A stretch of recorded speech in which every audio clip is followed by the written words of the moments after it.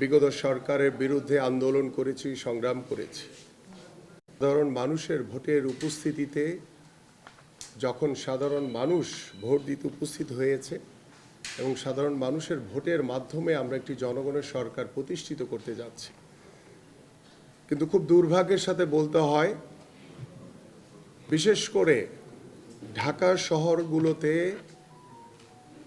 সরকারি মদদে এবং সরকারের যারা প্রশাসনের মদদে একটি দলকে ঢাকা শহরের বিশেষ কিছু কিছু আসনে সুযোগ সুবিধা দেওয়ার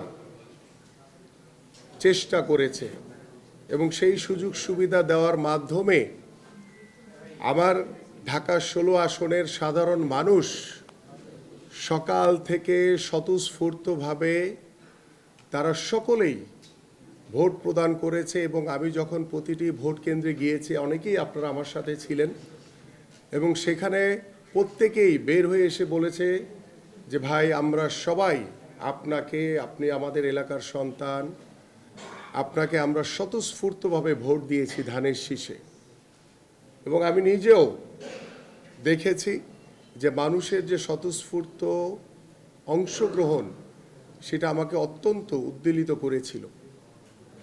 কিন্তু যখন সময় গড়াচ্ছিল, আমি অনেকগুলো ভোট কেন্দ্রে গিয়ে দেখেছি যে ভোটাররা লাইনে দাঁড়িয়ে আছে, এক একজন 3 ঘন্টা 4 ঘন্টা পর্যন্ত দাঁড়িয়ে আছে, কিন্তু তারা ভোটটি প্রদান করতে পারছে না।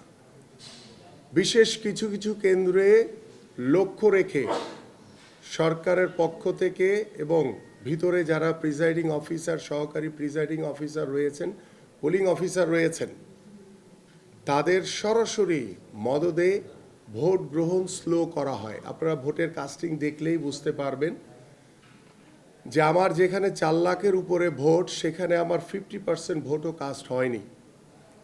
এবং আমি ভেবেছিলাম যে হয়তোবা 2টি করে ভোট দিতে হচ্ছে, যার কারণে হয়তোবা কিছুটা স্লো হয়েছে। কিন্তু দুপুরের পর থেকে যেভাবে ভোটারদের উপস্থিতি ছিল, ভোটারদের উপস্থিতি যেটা আমরা প্রত্যাশা করেছিলাম দুপুরের পর থেকে, সেই প্রত্যাশিত ভোটাররা কিন্তু কেউ উপস্থিত হয়নি। এটির বিশেষ কিছু কারণ রয়েছে।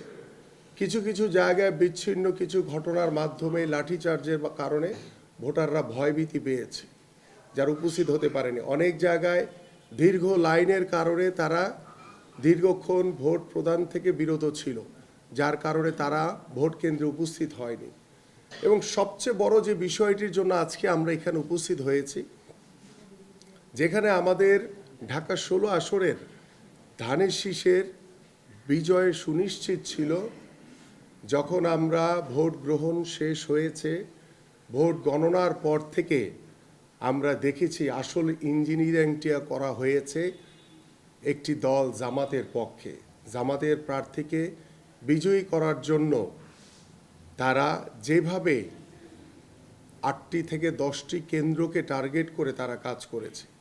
এবং এখানে দেখা গেছে যে আমাদের যারা এজেন্ট ছিল, তাদেরকে কিছু কিছু জায়গায় বের করে দেওয়া হয়েছে জোর করে, যে আপনাদের এখানে কোনো কাজ নেই, চলে যান। অনেকে হয়তো বা ভয়ভীতি দেখিয়ে তাদেরকে বের করে দেওয়া হয়েছে। অনেকে রেখেছে, কিন্তু তাদেরকে দূরে বসিয়ে রেখেছে, কি ভোট গণনা হচ্ছে, কি করছে, কিছুই জানে না। এবং তার ভিতরে অন্যতম যে আমি 2-1টি প্রমাণ আপনাদের কাছে একদম সচক্ষে স্ক্রিনে দেখাতে চাই, আমি দেখিয়ে আপনাদেরকে ব্যাখ্যা করতে চাই, তাহলে আপনাদের বুঝতে সহজ হবে। আমি যদি প্রথমেই একটি ভিডিও দেখাই, ভিডিওটি যদি আপনি দেখেন যে প্রিজাইডিং অফিসার কিভাবে সিল মারছে।